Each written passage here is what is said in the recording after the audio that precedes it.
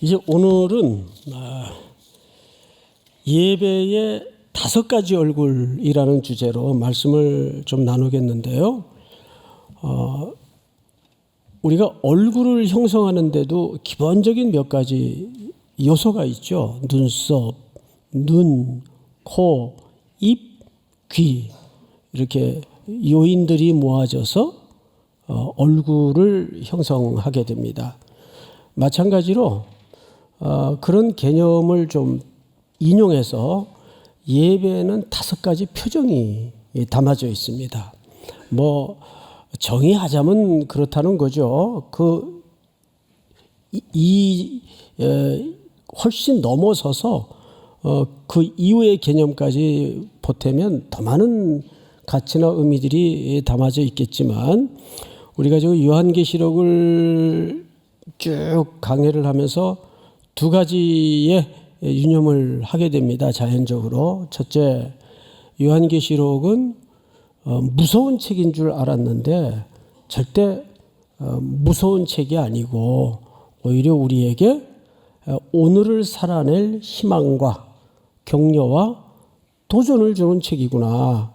또 하나는 요한계시록은 저 먼 훗날 되어질 일만 빼곡히 기록한 줄 알았는데 요한계시록을 듣다 보니까 이것이 오늘을 살아낼, 오늘에 필요한 책이구나. 이렇게 2가지 의미를 우리가 보게 되었습니다. 그래서 오늘부터는 2-3주 또 그 이상도 될 수 있는데 가능하면 석주를 넘기지 않고 요한계시록에 나타난 예배의 의미에 대해서 좀 말씀을 나누겠는데요.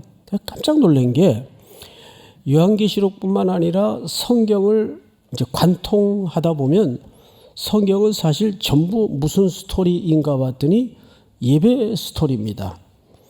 이스라엘 백성들이 포로로 끌려간 이유도 예배가 무너졌어요. 그리고 그들이 귀환해서 첫 번째 착수한 것도 예배를 회복하는 데 집중을 했습니다. 보면 이스라엘 백성들이 구원받고 나서 출애굽하고 나서 제일 먼저 배운 게 뭐죠? 예배를 배웁니다. 하나님께로부터. 그리고 요한계시록 22장에 가면 예배로 인류의 죄악되었던 역사가 완전히 회복이 됩니다. 특별히 요한계시록에는 그런 의미에서 8차례의 예배가 아주 상세하게 중요한 지점마다 소개를 합니다. 뭐 예를 들면 4장, 5장, 7장, 9장, 11장, 12장, 16장, 19장. 이 19장이 마지막 찬양과 마지막 경배가 소개된 오늘의 본문이 되겠습니다. 그만큼 이 요한계시록은 예배로 중요한 지점마다 우리에게 뭔가를 던져주고 있어요. 우선 계시록 1장을 좀 띄워주세요. 1장을 보시면 제가 좀 읽겠습니다. 나 요한은, 이 계시록을 받아 쓴 사람이죠. 나 요한은 너희 형제요, 예수의 환난과 나라와 참음에 동참하는 자라. 요한이 자기를 그렇게 소개를 했네요. 하나님의 말씀과 예수를 증언하였으므로 말미암아 밤모라 하는 섬에 있었더니, 이게 실제 유배된 겁니다. 하나님 말씀 전하고 하나님의 말씀대로 순종하여 살다가 로마의 철권 통치 아래 묶여서 밤모라는 섬에 유배된 상태예요. 근데 보세요. 그의 육신의 몸은 유배시키고 묶어둘 수 있었고 부자유케 할 수 있었지만 그의 영혼까지 묶지를 못했습니다. 하나님의 역사를 묶지 못했습니다. 로마의 절대 국가가. 거기서 하늘의 계시를 만나게 됩니다. 다음 절을 볼까요? 주의 날에, 여러분 굉장히 중요한 표현이 하나 등장을 했죠. 성경에서 주일날이라고 불리운 원인되는 표현이 바로 여기서 기록이 되어 있습니다. 주의 날 하면 무슨 날이에요? 주일날을 얘기하는 거예요. 주일날은 우리 성도들에게 무슨 날로 각인되어 있습니까? 예? 웅성웅성하지 마시고 뭐라고요? 정확하게 예배드리는 날이에요. 주일날은 예배하는 날이에요. 맞죠? 네, 예배드리는 날이에요. 그런데 이걸 제가 되물어 강조하는 이유가 있습니다. 주의 날에 내가 성령에 감동되어 내 뒤에서 나는 나팔 소리 같은 큰 음성을 들었다라고 돼 있어요. 그러니까 주일날 예배하는 청중들에게 자기의 경험을 소개하는 거예요. 내가 주일날 뭘 들었다는 거예요? 하나님의 큰 음성을 들었다는 겁니다. 그 모든 내용이 계시록의 내용이에요. 근데 이것이 얼마나 우리에겐 경이롭고 신비롭고 놀라운 사건인가 하면 지금 이 글을 받아드는 독자들을 요한이 뭐라고 부르고 있죠? 너희 형제요 예수의 환난과 나라와 참음에 동참하는 자. 지금 예배의 청중들에게 자기를 그렇게 소개하고 있습니다. 주일날 내가 하나님의 음성을 들었다. 그런데 예배 드리는 주일날 이 백성들이 요한의 글을 계시록의 말씀을 통해서 듣고 있어요. 2000년의 역사의 언덕을 넘어왔지만 지금 2024년 7월 둘째 날 3일의 청중들은 주일날 예배의 시공간에서 뭘 듣고 있어요? 다시 요한이 받았던 2000년 전 받았던 그 하나님의 음성을 어떻게 하고 있습니까? 듣고 있습니다. 그러니까 예배의 자리가 얼마나 놀라운 자리인가 하면 누구의 음성을 듣는 자리입니까? 예, 그리고 그 살아계신 하나님을 내가 직접 입을 열어서 온 가슴에 미어 올라오는 가사와 고백을 담아 뭐 하는 시간이죠? 노래하고 경배하는 시간이란 말이에요. 예? 그러니까 우리가 드리는 찬양도 위대하지만 이 찬양대원이라는 직분이 얼마나 중요한지 몰라요. 믿습니까? 자, 다시 이제 오늘 19장 1절로 넘어갑니다. 19장 1절 2일 후에 내가 들었어요. 요한이 들었어요. 근데 여기서 이 일이라는 이 일이 무슨 일인지 알아야 뒤에 나올 내용이 연결이 돼서 균형 있게 이해가 되겠죠. 그래서 2일 후라는 말은 18장의 사건을 얘기하는데 18장의 요한이 본 그림을 우리가 스케치하듯 전체를 읽을 수는 없으니까 몇 구절만 뜨문뜨문 읽어보도록 하십시다. 띄워주세요. 그가 얼마나 자기를 영화롭게 하였으며 사치하였든지, 이 말은 세상의 사람들의 사는 삶의 질서와 가치와 원리를 요한이 본 겁니다. 그가 얼마나 자기를 영화롭게 하였으며 사치하였든지 그만큼 고통과 애통함으로 갚아주라. 그가 마음에 말하기를 나는 여왕으로 앉은 자요 과부가 아니라 결단코 애통함을 당하지 아니하리라 하니 세상 사람들의 그 자고하는 모습, 스스로 높이는 모습, 그리고 스스로를 안전하다고 스스로 속고 있는 모습, 이 땅에 하나님 없이 살아가는 사람들의 일반적인 삶의 가치, 질서, 원리들을 요한이 보고 있는 겁니다. 다음 절. 그와 함께 음행하고 사치하던 땅의 왕들이 그가 불타는 연기를 보고 위하여 울며 가슴을 치며, 나중에 이들의 종말이 이런 그림으로 결판 날 거라는 것을 보여주는 거죠. 다음 절. 등불 빛이 결코 다시 네 안에서 비치지 아니하고 흑암이 임한다 그 말이에요. 제일 무서운 게 뭐냐면 껌껌해지는 건데, 지혜도 껌껌해지고 삶도 어두워지고, 네 안에서 비치지 아니하고 신랑과 신부의 음성이 결코 다시 네 안에서 들리지 아니하리로다. 여러분, 신랑과 신부의 음성이 결코 내 안에서 들리지 않는다는 말은 이 땅에 이제 쇠락해가고 몰락해가는 상황을 이렇게 그려내고 있습니다. 너희 상인들은 땅의 왕족들이라 네 복술로 말미암아 만국이 미혹되었도다. 24절 다 같이 시작. 선지자들과 성도들과 및 땅 위에서 죽임을 당한 모든 자의 피가 그 성 중에서 발견되었느니라 하더라. 24절은 그 가운데 살아내야 됐던 삶을 살면서 예수의 증언으로 살다가 숨져간, 박해와 고난 속에 죽어간 성도들의 모습을 반대로 그려내고 있습니다. 2일 후에 그 뜻이에요. 오늘 19장 1절이 2일 후에 봅시다. 내가 들으니 하늘에 허다한 무리의 큰 음성 같은 것이 있어 이르되, 이게 뭐 음성을 듣게 돼요. 이 일이 보여진 이후에 요한이 큰 음성을 하나 들었어요. 근데 노랫소리예요. 두 가지 가사를 1절, 2절을 담아내고 있는데 볼까요? 할렐루야, 구원과 영광과 능력이 우리 하나님께 있도다. 이게 첫 절이에요. 구원과 능력과 영광이 우리 하나님께 있도다. 하나님을 높이는 찬송의 가사가 담아져 외쳐집니다.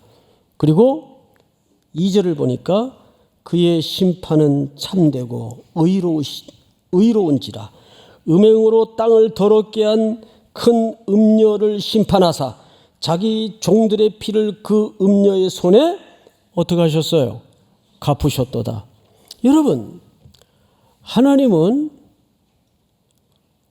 침묵하시는 것 같고 때로는 부재하신 것 같아도 하나님은 반드시 임재하셔서 성도들의 죽음, 억울한 세월, 모진 시간들에 대해서 보응하시고 갚아주시는 하나님이심을 믿으시기 바랍니다. 이건 저의 격려가 아니라 성경의 약속이에요. 그래서 이 백성들이 두 가지를 소리쳐 노래하는 겁니다. 그 결말을 바라보면서 첫째는 모든 구원과 영광과 능력이 하나님께 있었습니다. 그러니까 최종적 승리의 결말을 본 거예요, 못 본 거예요? 보았죠. 두 번째는 하나님의 심판은 공의로우시고 정의로우시고 신실하시고 참되신 심판이었습니다. 그러니까 이 말을 우리 흔히 자주 하는 얘기로 하나님이 오르셨습니다. 내가 참혹한 처참한 자리에 던져져서 있을 때에는 하나님이 침묵하시는 것 같았었고 하나님은 부재하시는 것 같았지만 하나님은 오르셨습니다. 의로우셨습니다. 참되셨습니다. 이 모순 가득한 세상에 늘 마음의 신원이 북받쳐 오르는 우리의 삶 속에서 살아낼 때 이 약속의 말씀을 끝까지 붙들어야 돼요. 그리고 3절을 한번 볼까요? 3절. 두 번째로 할렐루야 하니, 이제 두 번째 노래가 있어요. 그 연기가 세세토록 올라가더라. 할렐루야. 이게 무슨 얘기일까요?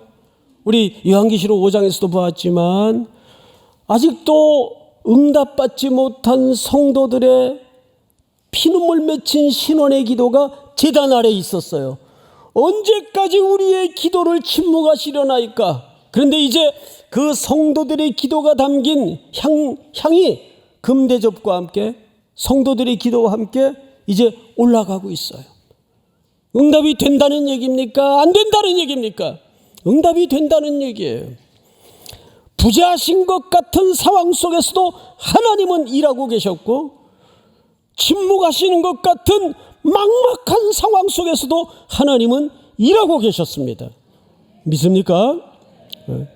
그래서 우리는 흔들릴 때마다 비틀거릴 때마다 또다시 예배자의 기어라도 나오셔서 엉금엉금 질질 늘어진 다리를 힘 빠진 손을 땅을 벌벌 기면서라도 하나님 앞에 나와서 예배에 집중해야 돼요.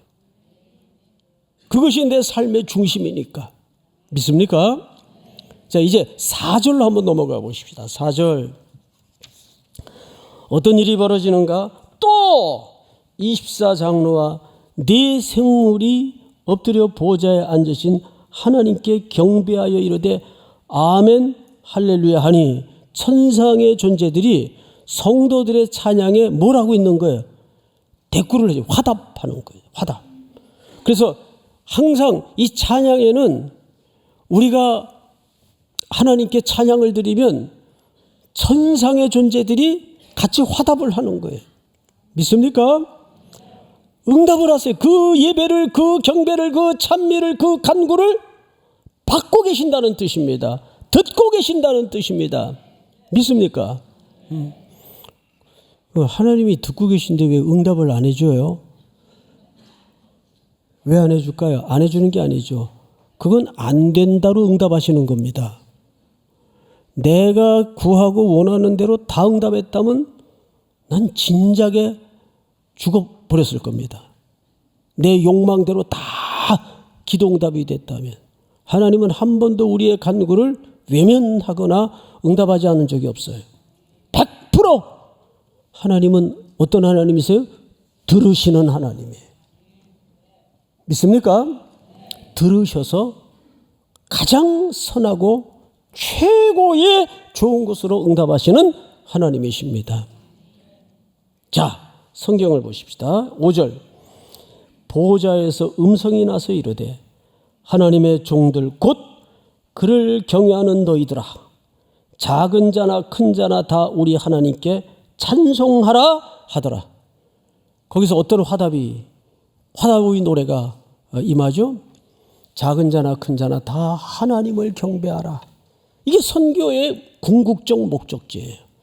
여러분, 선교 자체가 궁극적 가치가 아니에요. 선교라는 것은, 전도라는 것은 수단적 가치예요. 우리의 궁극적 가치는 뭐예요?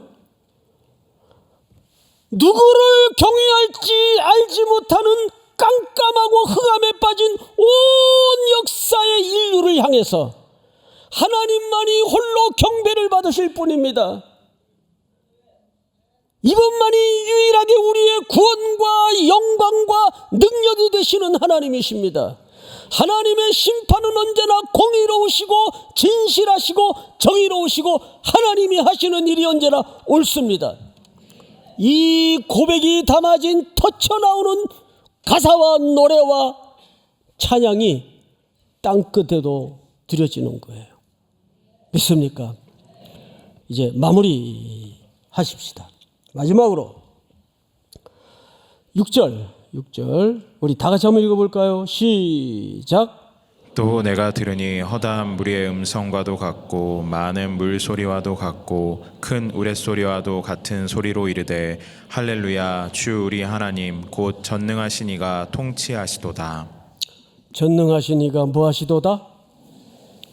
이 통치하다라는 말은 굉장히 좀 이렇게 아주 강한 표현을 썼는데, 여러분 제일 잘하는 표현 속에 우리 그 찬송가 390장에 보면 이런 가사가 있어요. 예수가 거느리시니 즐겁고 평안하구나. 할렐루야. 나는 따라 나올 줄 알았어요. 응? 몰라요? 아시죠? 여러분들이 1청은 아니잖아요. 그래도 이게 얼마나 좋은 찬송인지 아세요? 이 거느려 주신다는 말은 우리의 whole life, 전체 인생을 보호하시고 이끌어 주시고 안연해 주신다 그 말이에요. 그게 통치라는 말입니다.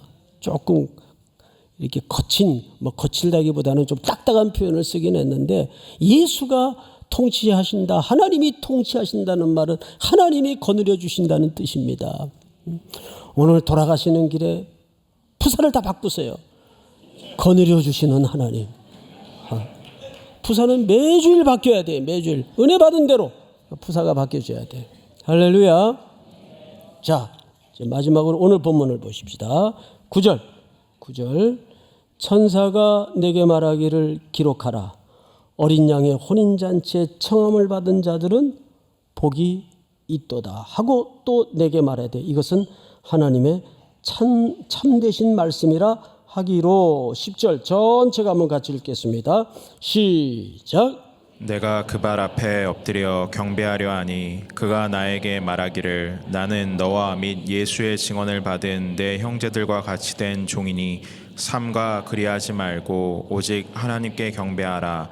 예수의 증언은 예언의 영이라 하더라. 네, 하나님께 경배하라, 오직 하나님께 경배하라 해놓고 마지막 문장을 보니까 이렇게 끝이 났죠. 예수의 증언은 무슨 영이라? 예언의 영이라 하더라. 그러니까 여러분, 이 말은 선교적 언어입니다. 예배는 결국 선교적 예배가 돼야 되는 이유는 내가 세상을 향해서 가장 확고하게 내 정체성을 선포하고 선언하는 일은 따라서 합니다. 나는 예배자입니다. 저기 오늘 어디가 퇴근하고 이거 어디 좀 가요? 이러지 말란 말이에요. 네? 수요일 날 예배가 있습니다. 믿습니까? 분명히 하세요. 분명히. 식사할 때도 슬그머니 고개 숙인 저 이거 저 쪼잔하게 이러지 말고 그냥 카톨릭 신부들 내가 저기 휴게실에서 그 고속도로 휴게실에서 가만히 봤어요. 그랬더니 시작할 때 성부 성자 성령 기도하고 다 먹고 나서 맛있게 먹었습니다. 성부 성령 기도하더라고요. 우린 두 번은 못해도 한 번은 제대로 해야 될 거 아니에요. 한 번은. 그게 뭐예요? 예배자로서의 선언입니다. 우리의 전 인생은 길게 보면 예배의 삶을 살고 있는 거예요. 사도 바울이 그 얘기를 하잖아요. 관제와 같이 벌써 내가 부음이 되고 나의 떠날 기약이 가까웠다. 거기 관제라는 말은 희생 제사를 얘기하는 거거든요. 자기의 다메섹 언덕에서부터의 이제 죽음을 얼마 앞둔 이 시점까지 자기의 일생을 긴 제사로 이해를 했습니다. 부음이 됐다라는 말은 이제 마지막 순서인데 이제 이 제사가 끝날 때가 됐습니다. 떠나다라는 말을 표현했어요. 이 디파처라는 얘기입니다. 죽음을 얘기하는 게 아니에요. 나는 이제 이 고단한 이 땅의 삶을 마치고 아버지 집으로 갑니다. 얼마나 사모했던 시간입니까? 아버지 집으로 갑니다. 그래서 계시록 마지막 말씀이 뭘로 끝나요? 따라서 합니다. 아멘. 주 예수여 오시옵소서. 그럼 그 사모함을 가지고 삽니까? 예배자로? 벌써 오시면 안 되는데. 즐길 게 더 많은데 되겠어요? 아멘. 주 예수여 오시옵소서. 믿습니까? 그래서 우리 어머니 묘비 밑에다가 그 계시록 말씀을 써놨어요. 아멘. 주 예수여 오시옵소서. 어머님이 잠들 때마다 하셨던 말씀이에요. 내일 날이 밝지 않았으면 좋겠다. 주님 빨리 오셨으면 좋겠다. 평생의 소원이셨어요. 신음 속에 신음 반 그 고백을 반으로 매일 사셨던 기억이 있어요. 신부가 신랑을 사모해야죠. 그런 의미에서 이 우주 공간과 인생의 시간과 인생의 역사는 예배의 공간입니다. 믿습니까? 이 온 우주는 하나님의 예배당이에요. 빠른 이 땅은 하나님의 발등상입니다. 시편 기자들의 고백 아니에요?